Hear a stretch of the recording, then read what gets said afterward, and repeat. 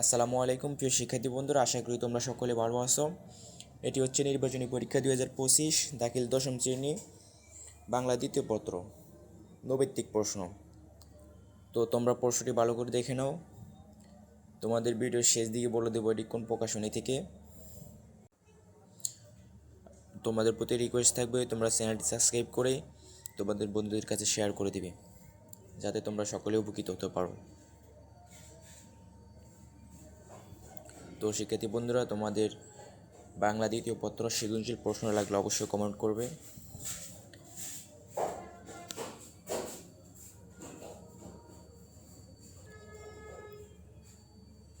এটি হচ্ছে নির্বাচনী পরীক্ষা 2025 দাখিল দশম শ্রেণী বাংলা দ্বিতীয় পত্র আলপাতা প্রকাশনী থেকে।